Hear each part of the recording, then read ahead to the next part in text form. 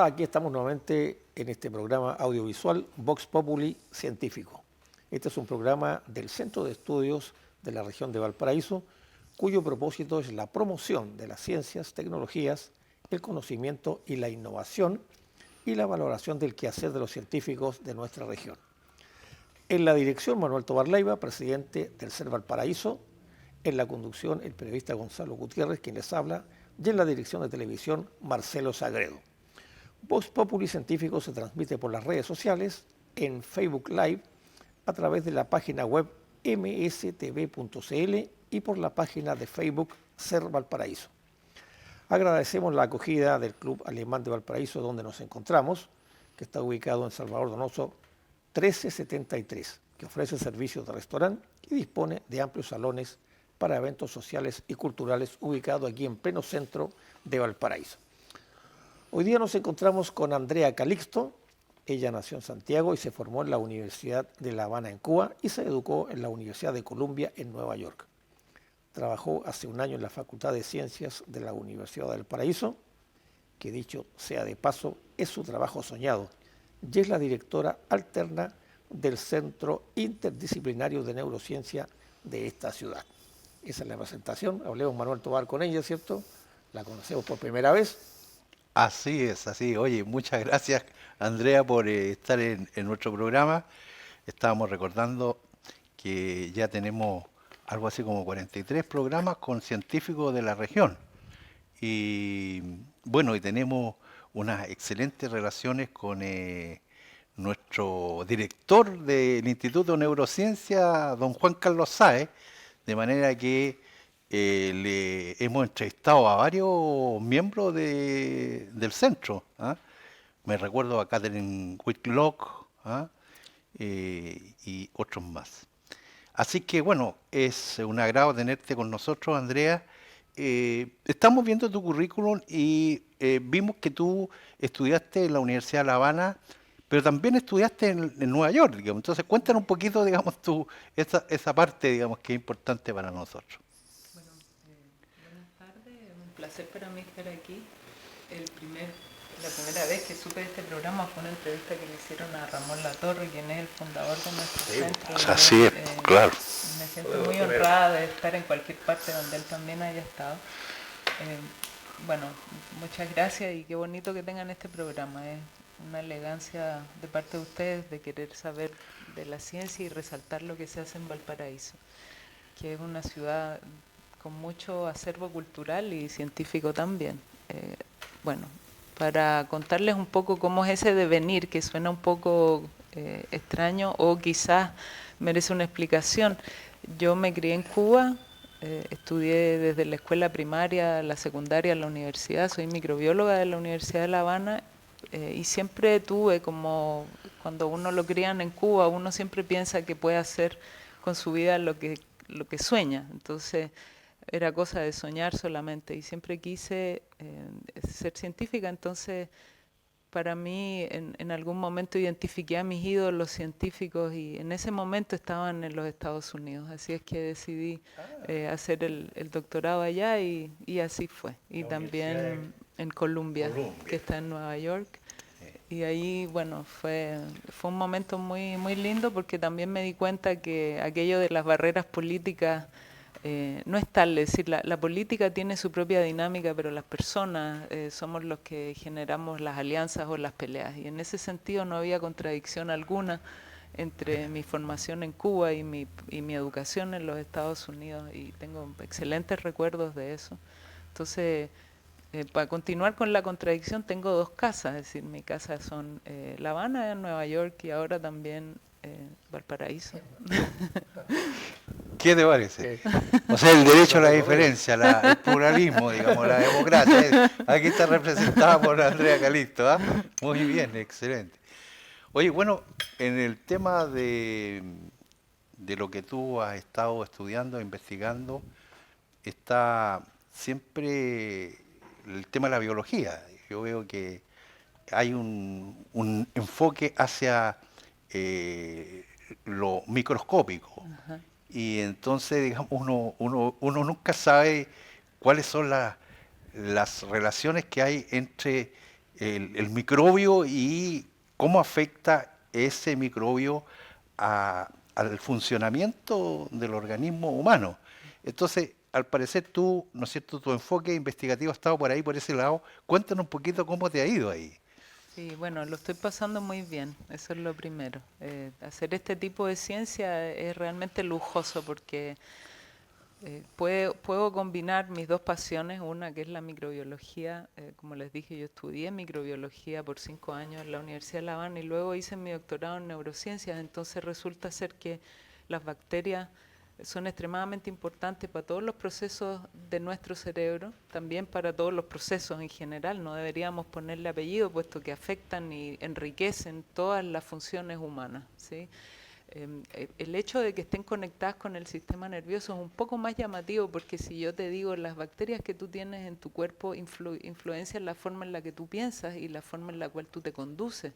Entonces ya ahí tengo que explicar un poquito más, ¿cierto? Pero Mira, sí, también le puedo decir que las bacterias influyen en su habilidad de estar sano o no estar sano, y ahí podemos nombrar cualquier enfermedad que usted quiera. Puede ser la diabetes, puede ser el cáncer, puede ser cualquiera. Y las enfermedades del sistema, claro, el sistema, exactamente, las enfermedades del sistema nervioso son particularmente susceptibles a las bacterias que viven con nosotros, porque ellas en el fondo nos aportan todas las moléculas que ellas producen, es decir, son verdaderas fábricas de moléculas beneficiosas en su mayoría, que nos aportan cosas que para nosotros son vitales, que nosotros como humanos no podemos producir y que nuestros alimentos tampoco las contienen. Por ejemplo, hay bacterias que aportan vitaminas, que son esenciales, ¿sí? Entonces, para tener las bacterias que uno debería tener, que son las más diversas posibles, uno tiene también que alimentarse correctamente. También hay efectos de la vida social que impactan mucho en la cantidad de bacterias y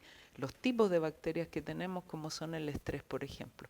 El estrés, bueno, todos sabemos que el estrés es malo, pero una de las cosas que hace el estrés es afectar a los microbios. Y los microbios se reducen en número y pueden proliferar microbios que nosotros podemos considerar como no deseados. Entonces, ahí es donde se refleja todo el equilibrio o el desequilibrio que tenemos, tanto en la dieta como en nuestra sociabilización, en la forma en la cual vivimos y nos relacionamos. Entonces, al final es un tema complejo, es un tema interesante e importante. Ahora, ¿es cierto que se heredan los microbios?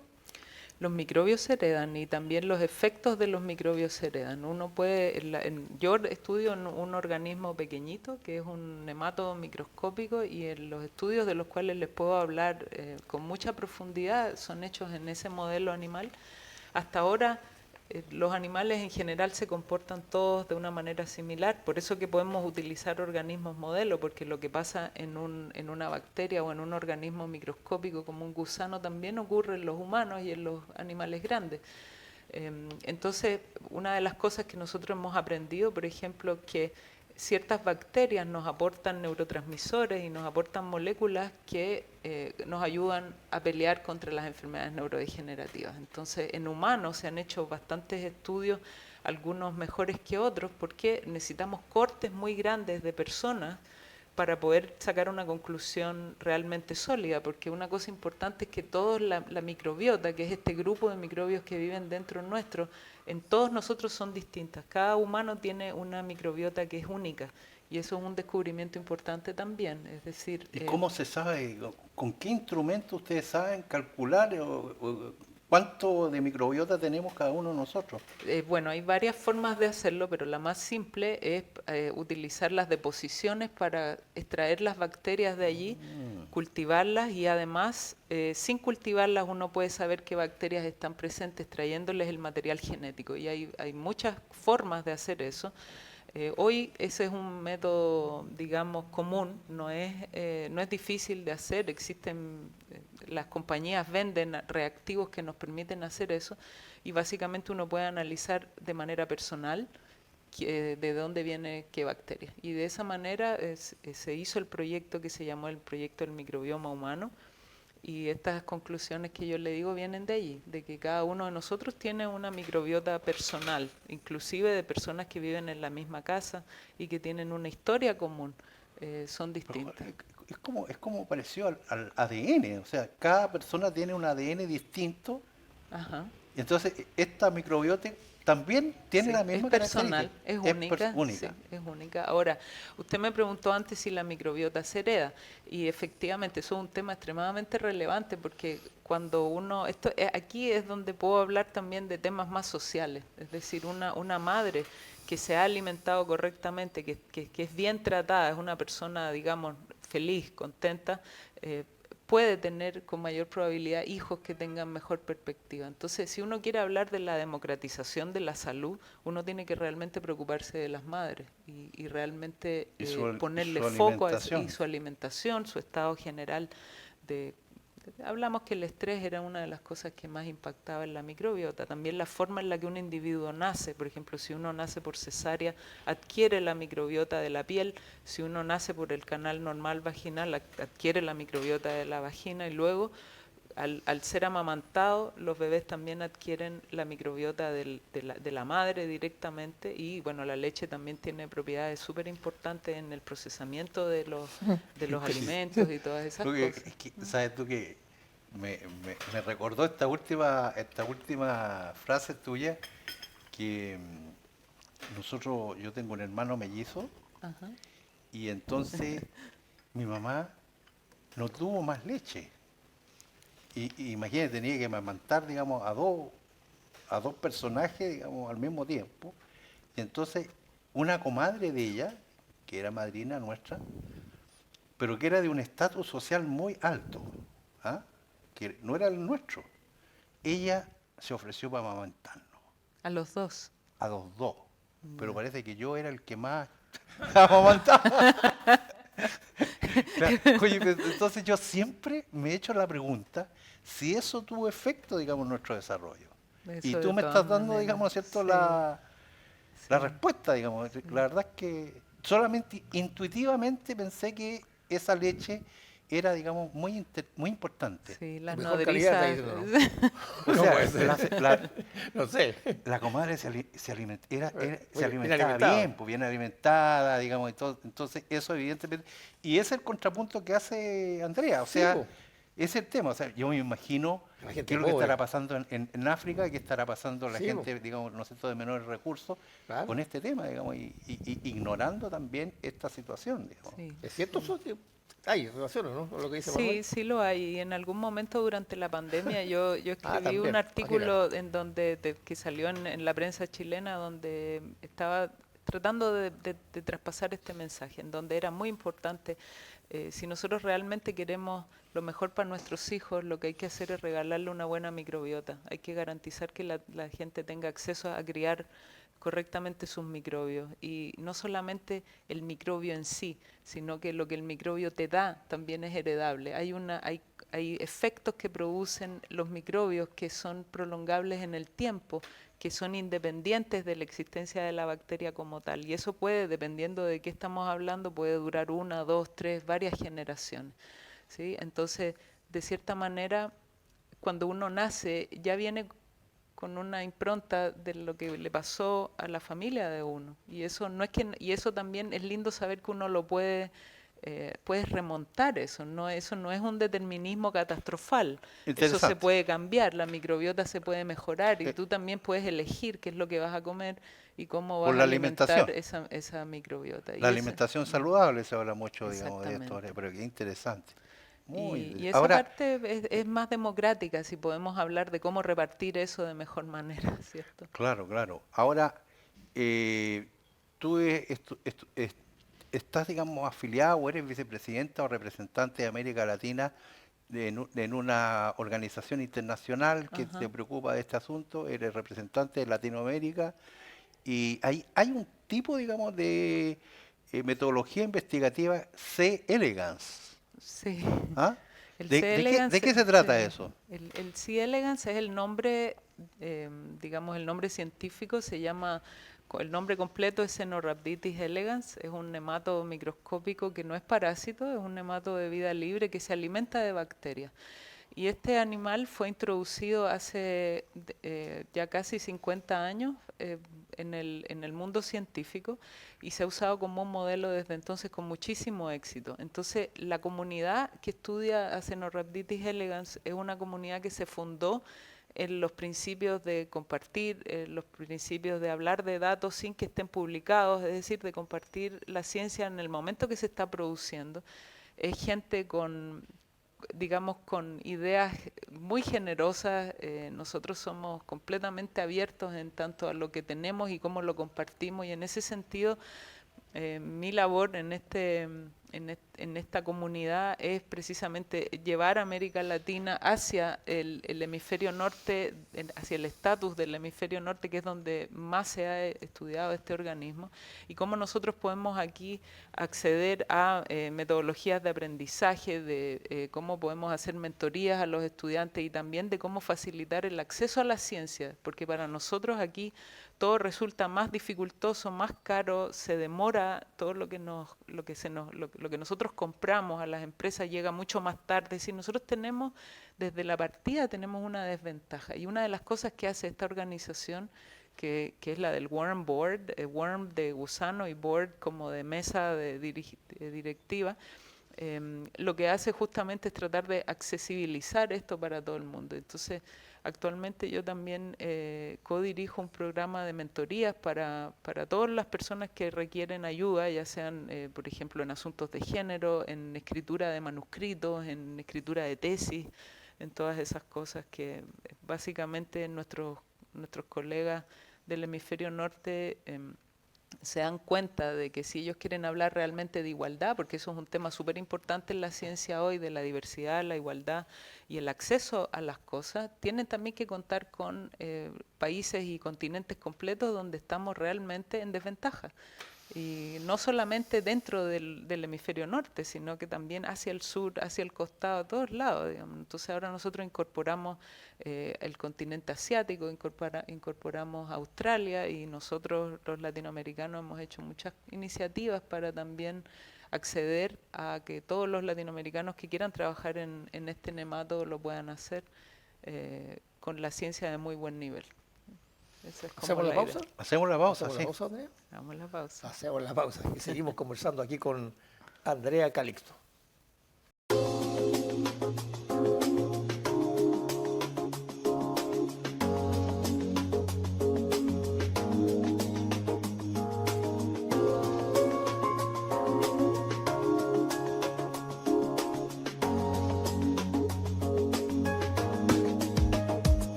Retomamos esta conversación con Andrea Calixto. Pasemos ahora al tema propiamente científico. ¿Cómo está el apoyo para la ciencia? ¿Cómo están las regiones con la ciencia? ¿Hay mucho centralismo?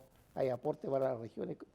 ¿Qué has visto tú ahora que has llegado desde otros ámbitos internacionales? Sí, muchas gracias por la pregunta.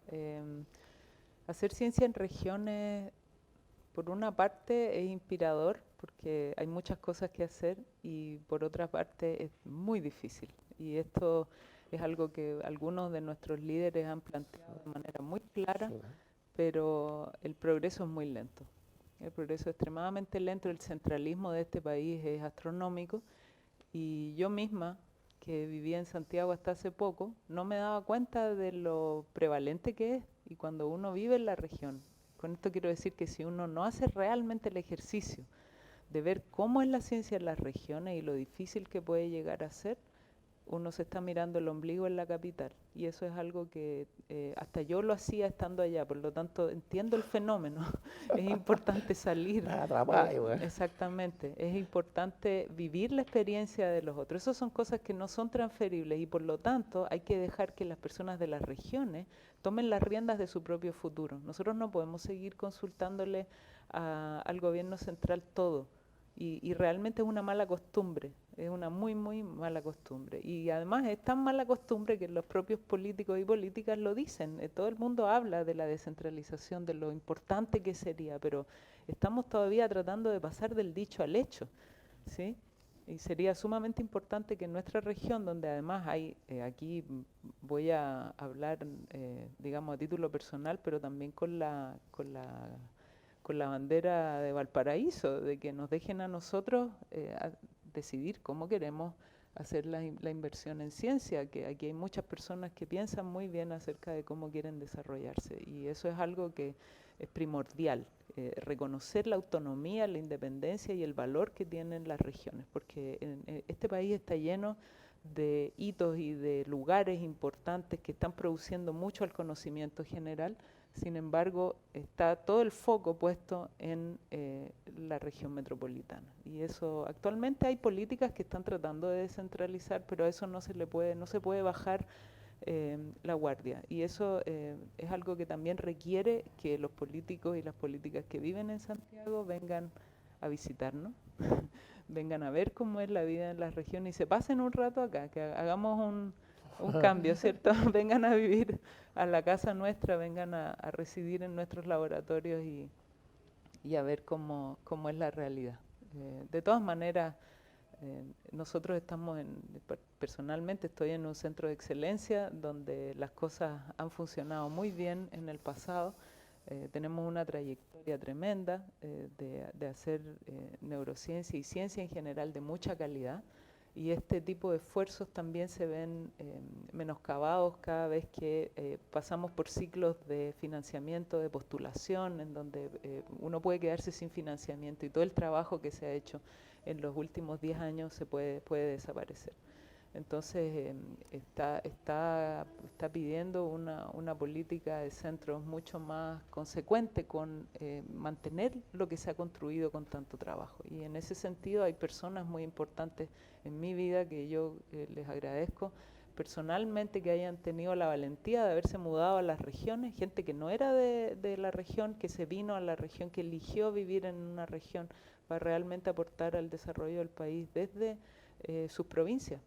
Porque hacer ciencia en la capital es harto más fácil y es también fácil perder la perspectiva. Entonces para eso hay que venir, hay que salir de la gran urbe. Esa es mi invitación y también, ¿por qué no?, el desafío.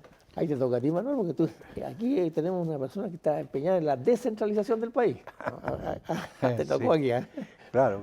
Tú, a fondo O sea, tema. estamos de acuerdo. Un compañero, Tenemos de acuerdo. Vamos a hacer equipo, sí, Claro. muy bien. No, lo que estaba, por supuesto, muy de acuerdo con Andrea, estaba pensando en el tema del financiamiento.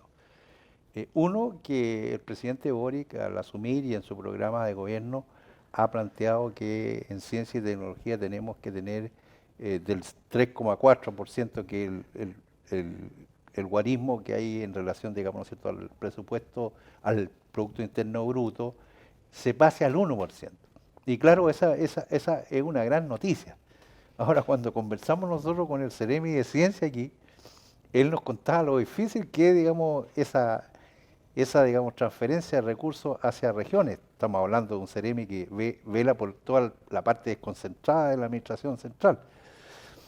Y por el lado de los gobiernos regionales, o sea, por el lado de los gobiernos que expresan descentralización, autonomía del gobierno central, tenemos un fondo de iniciativa para de innovación para la competitividad que es muy, muy estrecho, digamos, también, ¿ah? Y que además es un año, digamos, el que se presenta el proyecto un año. Entonces, son estrechos en cuantía y también, digamos, en el periodo, porque creo que se hace en un año, o sea, es algo que realmente también... Entonces, hay que perfeccionar eso.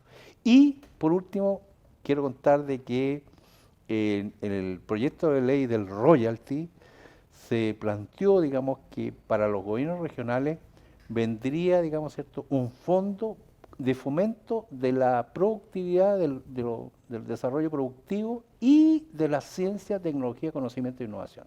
Al gobierno regional nosotros calculamos así porque hay que hay que, digamos, esperar el reglamento, pero se calcula que irán a llegar 10.000 millones de pesos, digamos, ¿no es cierto?, adicionales a los 3.000 millones que ya tiene el FIC, que son realmente un aporte que no es tan significativo desde el punto de vista de lo que uno quisiera, pero digamos es un aporte que los gobiernos regionales nunca han tenido. Fíjate que los gobiernos regionales para ciencia y tecnología apenas un 2%, o sea, no, nada.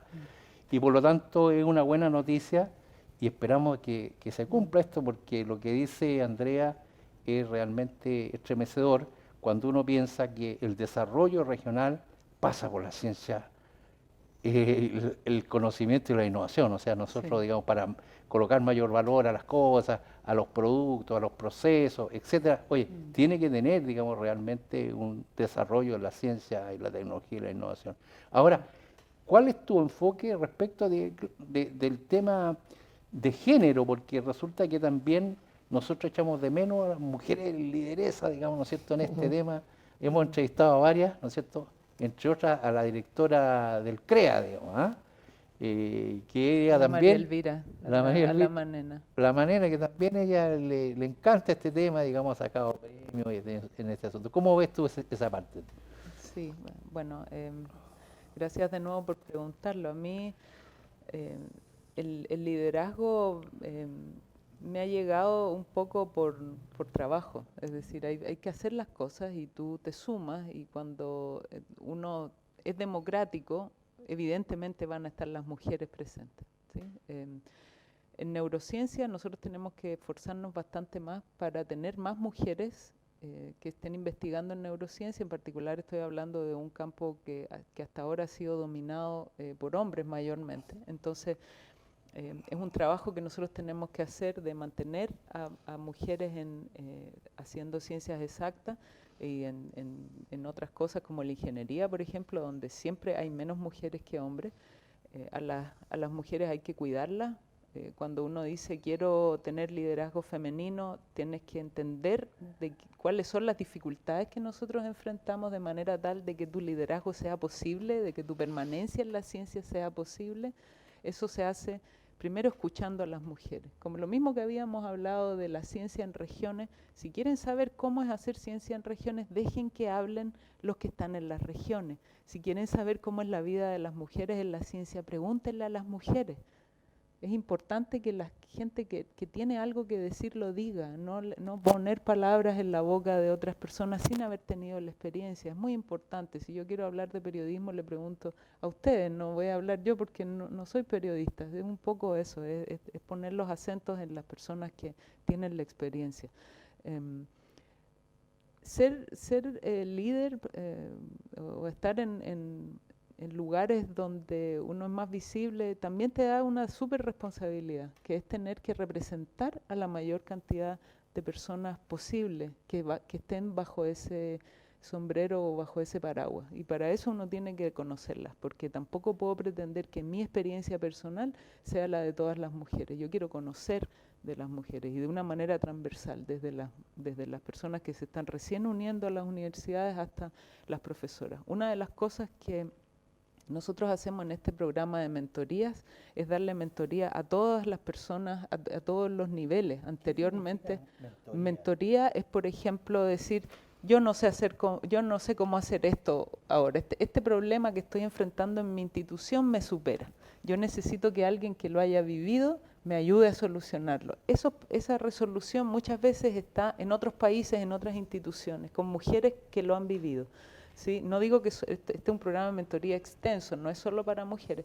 Y una de las cosas que nosotros hacemos es juntar a mentores con mentoreados que tengan inquietudes similares. Yo tengo tales inquietudes y me busco un profesor o una profesora que tenga esas habilidades. Entonces juntamos a las personas para que trabajen y para que arreglen esos temas en particular.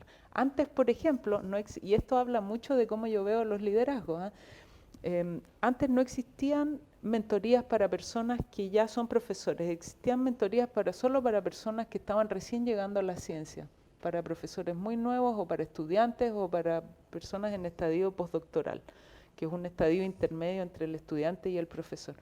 y yo le pregunté a mis compañeros, le dije, ¿y por qué no estamos también ayudando a las personas que se enfrentan a nuevos desafíos?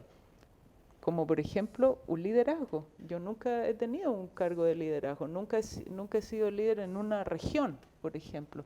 Son temas muy distintos a los que yo había vivido anteriormente. Entonces, ¿qué es lo que uno hace? Le pregunta a las personas que han vivido esa experiencia y ellas te ayudan y te dan, te proponen soluciones, te proponen caminos que uno verá si le sirve o no, porque todos los países tienen su idiosincrasia. Claro. Acá en Chile hay una idiosincrasia muy particular que es distinta de los otros países donde yo he vivido. Sin embargo, el hecho de vivir en otras partes también me permite a mí decir, esto es factor humano, esto no es de Chile, esto es una cuestión de la humanidad y tenemos que hablarlo como humanos. Por lo tanto, no importa si tú eres hombre o yo soy mujer, vamos a hablarlo como gente. ¿Cómo crees que se puede resolver esto? Pero siempre entendiendo que uno no tiene el libro de la sapiencia completo, ni mucho menos. Es decir, yo quiero hacer bien este trabajo, ayúdame a hacerlo bien. Y en ese sentido yo creo que la parte más importante del liderazgo es tener grupo. Es no asumir que tú puedes ofrecer respuestas. O sea, tú estás probablemente empujando o siendo la cara visible o tirando la carretilla desde el punto 1, pero tú tienes un grupo al cual tú representas y sin ese grupo tampoco puedes funcionar. Entonces nosotros tenemos que aprender a conversar, tenemos que aprender a escucharnos y eso es una cuestión clave del trabajo en grupo y de aquellos grupos que pretenden perdurar en el tiempo, que son independientes de los liderazgos. Nosotros no podemos hacer que una institución o un grupo humano dependa de una persona. Ese caudillismo es completamente nocivo. Entonces es importante que avancemos y busquemos soluciones a los lugares. Este es un lugar diferente de Santiago, este es un lugar diferente de Nueva York, acá tenemos nuestras propias idiosincrasias. Lo que sí nos une es las ganas de echarlo para adelante. Entonces ese es para mí ha sido el desafío, identificar cuál es el factor común del cual nosotros vamos a sacar la fuerza que tenemos que tener. Oye, muy interesante. Ahora, veía yo que ustedes en esta idea de trabajo colaborativo y de enseñar experiencias distintas, se preocupan de, por ejemplo, emprendedores que no han vendido nada y que quieren vender, digamos, ¿no es cierto? Y que hay muchos aquí, porque a cada momento, digamos, ¿no es cierto? Se inscriben más emprendedores, pero les cuesta ese partir. Sí, ¿Ah? Entonces, sí. he visto yo que ustedes también, digamos, hacen esa parte que es bien interesante, oye, porque hay mucha gente, digamos, con ese problema. O sea, nosotros estamos recién como tratando de entender de buena manera qué cosa es lo que se pide del científico que normalmente responde una pregunta básica, algo que tú quieres saber, digamos, la ciencia por curiosidad. Hace unos años empezaron a plantearse temas en la mesa que tenían que ver con cómo tú traduces aquello que tú has hecho, cómo eso se pasa a una solución a la sociedad. Y en ese sentido, nosotros no siendo emprendedores, tenemos que conversar con los emprendedores porque ellos son los que entienden cómo poner en la práctica algo que nació de una pregunta científica. Y también eso tiene que ser bidireccional, pero de nuevo, eso es algo que no está hecho. Nosotros no sabemos conversar con los emprendedores. Eso es un trabajo que se está recién empezando a hacer. Y acá en Valparaíso nosotros nos adjudicamos hace unos años un nodo, precisamente un proyecto de la NID, del Ministerio, que es precisamente para hacer redes, para entender cuál es el ecosistema de ciencia, tecnología e innovación y cómo nosotros nos podemos conectar y conversar, porque lo que no tenemos son lenguajes comunes. Claro. Y esos puentes hay que tenderlos bidireccionalmente, entre nosotros que hablamos un idioma muy particular a ellos que hablan un idioma muy particular. Entonces justamente lo que queremos es poder producir cosas juntos para atender a las demandas también de la sociedad. Es decir, ahora nosotros estamos súper fascinados hablando de los microbios, por ejemplo, pero alguien puede tener un problema que fácilmente se resuelve utilizando microbios, Claro. ¿cierto? Entonces, Ah. pero yo le puedo hablar, yo sé cómo funcionan los microbios, pero no sabría hacer un producto que resuelva un problema, pero Claro. para eso tenemos que conversar. Entonces, Claro. cada uno tiene que hacer su trabajo en el área que es competente. Claro. Tampoco yo gano mucho pasándome a la otra área sin tener arte.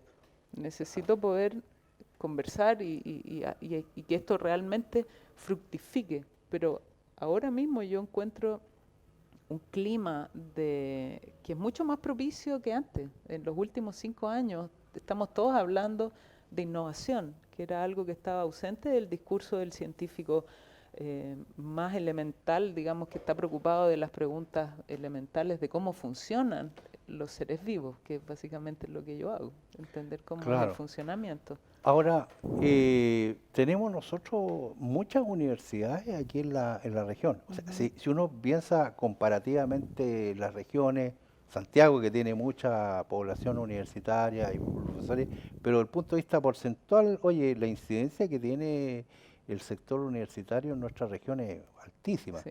Sin embargo, uno ve, digamos, que puede ser, digamos, una afirmación que está sujeta, digamos, a las comillas, que comunidad científica colaborativa es poco lo que hay.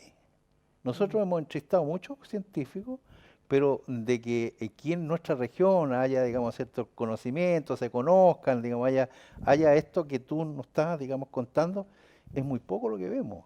Y Sí. eso, digamos, a nuestro juicio podría ser un déficit, digamos, desde el punto de vista del desarrollo, digamos, de la ciencia, la tecnología, el conocimiento y la innovación. Sí, yo ¿Qué crees tú? también lo que voy a decir está sujeto a comillas, ¿no? Pero Claro, lo que sí he logrado entender por las conversaciones y también por la realidad, como usted la ve, es que resulta ser de que me parece a mí más útil entender cómo se propicia un ambiente realmente colaborativo, como buscar expertos que te digan la forma de hacer esto es esto es lo que está estudiado y esto es lo que ha funcionado, armémoslo. En vez de pasar por encima de todo eso como si estuviéramos realmente reinventando la rueda y empezar nosotros con experimentitos. Es importante que uno escuche también de la gente que lo ha hecho bien. Y yo entiendo que hay muchas personas en Chile que han salido al exterior, que han tenido experiencias de éxito en ese sentido, de transferencia tecnológica, etcétera, y que deberían ser las personas que están liderando. Por ejemplo, usted mismo acaba de decir que al gobierno regional le va a llegar una cantidad importante de dinero, ¿cierto? Ellos podrían perfectamente tomar las riendas de este asunto y preguntarle a los expertos cómo lo hacemos, si lo que quieren realmente es hacer innovación, cómo vamos a hacer esto y dónde vamos a poner los esfuerzos monetarios para que esto se desarrolle, porque la colaboración, aún entre dos científicos que hablan exactamente el mismo idioma, requiere de personal, requiere de dinero y requiere de esfuerzo y tiempo. Por lo tanto, yo no solo te tengo que decir hagamos esto, sino que te tengo que decir, aquí están los eslabones básicos para que construyamos esta historia. ¿Entiendes? Uno no puede solo expresar la idea. Me encantaría que esto... No, ahora hay que ponerse a trabajar y ver realmente qué es lo que toma. Y eso es algo que yo me he dado cuenta, que hay mucha idea de qué es lo que sería bueno hacer sin haberle puesto los recursos necesarios para que eso se desarrolle de manera clave. Es como que yo te diga, vamos a andar en patines y no tenemos patines. Entonces, punto clave, generar esos eslabones primarios. Y eso requiere también escuchar a la gente que lo ha hecho, que tiene mucho que decir en ese sentido. A mí me parece. Es una ideita. Por terminar, ¿cierto? También sería que tú te dirigieras, ¿cierto?, a nuestra teleaudiencia en el sentido de cómo está el interés, sobre todo de las mujeres, por participar en las... tenés tiempo, para participar, para la gente joven, ¿cierto?, que a lo mejor cómo está vinculada con la ciencia, la miran en menos, cómo está la juventud preparada para estos desafíos. Este campo que se viene y donde hay poco, parece que hay mucho interés o poco interés. ¿Cómo se ve en la juventud? O las mujeres mismas. Sí, eso es una linda pregunta. Mi experiencia es que a todo el mundo le interesa la ciencia. Si tú tomas a un ser humano virgen, ¿cierto? Cuando recién sale del cascarón, la forma en la que se relaciona con el mundo es basada en la curiosidad. Cuando tú eres pequeño, eres curioso. Claro. Quieres entender, quieres ver, quieres oler, quieres tocar. Eso es lo que uno hace en la ciencia, ¿cierto?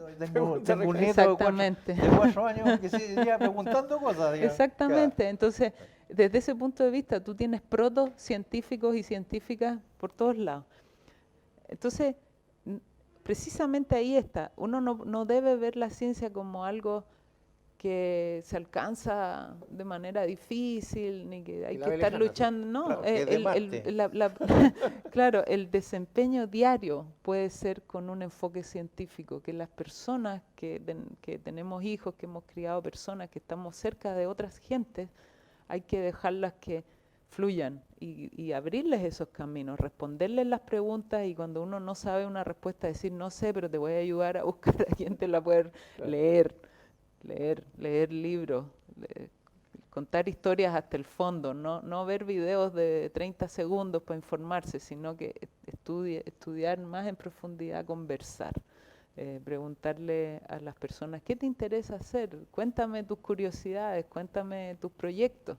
Esa es una forma científica de conducirse. Tú no tienes que ser un profesor de la universidad para desarrollar esas artes. Y en mi experiencia, los niños y niñas son extremadamente creativos, inteligentes, curiosos.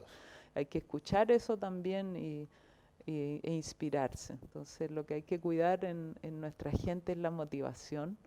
No aplastar la motivación de nadie, no interponer los criterios de dinero ni de éxito monetario en la vida como el fin más valioso, sino que cómo se alegra tu corazón de entender algo, de investigar y de realmente llegar hasta el fondo de las cosas. Eso es un privilegio que yo he tenido y me encantaría que todo el mundo lo tuviera. Ahora, ¿cómo ves tú, digamos, que participa en toda esta investigación de saber algo que uno tiene una curiosidad, la inteligencia artificial? Porque ahora está el chat ese, digamos, porque tú dices, oye, voy a preguntar, digamos, y resulta que ahora todo el mundo dice, bueno, pregúntale al chat, digamos, no sé cuánto se llama ese chat, ChatTP no sé cuánto. GTP. GTP, ese, el GTP. Entonces, hasta yo mismo, digamos, tengo mi computadora, ese chat, y entonces, ¿cómo ves la relación tú, digamos, de eso? Sí, bueno, esa es una respuesta muy difícil de dar categóricamente. Yo lo puedo decir de manera general, que uno tiene que abrazar el progreso, uno no puede oponerse a las cosas que ya llegaron para estar. La pregunta es cómo lo vamos a hacer y cómo nos vamos a poner de acuerdo para que esas cosas se usen de manera correcta. Todos los progresos, los descubrimientos tienen una buena aplicación y tienen una mala aplicación. Entonces nosotros tenemos que velar que lo que se aplique realmente sea ético, sea correcto y que esté de acuerdo a la conversación entre humanos que estamos teniendo. Esa conversación hay que tenerla y mucha gente la está teniendo en el mundo y nosotros acá en Chile también la estamos teniendo. Hay que entender de qué se trata, hay que entender cuáles son los buenos usos, pero no podemos negarlo de ninguna manera, porque eso sí tiene muchas ventajas que también tenemos que aprender cuáles son. Claro, porque ese tema de la inteligencia artificial ya está el debate, digamos, un debate mundial, porque ¿no es cierto? Es una cosa que... regular, ¿cierto? Algunos países quieren... Claro, y aquí en Chile también estamos... ¿Qué es lo que hay que hacer? Estuvimos, digamos, la otra vez con un gerente latinoamericano que vino de Microsoft a hablar sobre el tema estuvimos en el Senado con él, y uno ve, digamos, de que esto se viene como una explosión, digamos, de que uno dice, y si no nos metemos en esto nos vamos a quedar afuera nosotros, digamos, entonces como dices tú, no tenemos que rechazarlo, tenemos que ver cómo se inserta en nuestra vida, que también para los adultos mayores no es fácil tampoco, porque digamos son temas, digamos, ya del otro mundo, ya de la cuarta dimensión, digamos. Entonces, sí, pero si uno lo piensa bien, uno podría, si es que el foco es en mejorar la vida de las personas, se puede perfectamente utilizar en ese propósito también. El punto siempre es cómo lo vamos a hacer y cuál es el propósito final. Si tu propósito final es macabro, bueno, pero puede ser un propósito noble también. Ojalá, digamos, Dios te escuche. Ya, estamos llegando. ¿Quiere decir alguna última palabra? ¿Estamos listos? Que fue un encanto hablar con ustedes, muchas gracias. Qué bonito que tengan un programa de ciencia y también de cómo hacer mejor la ciencia en nuestra querida región. Muchas gracias. Muchas gracias a ti, Andrea. Muchas gracias. A Andrea Calixto, y por nuestra parte entonces nos encontramos en otra oportunidad aquí en el Club Alemán. Thank you.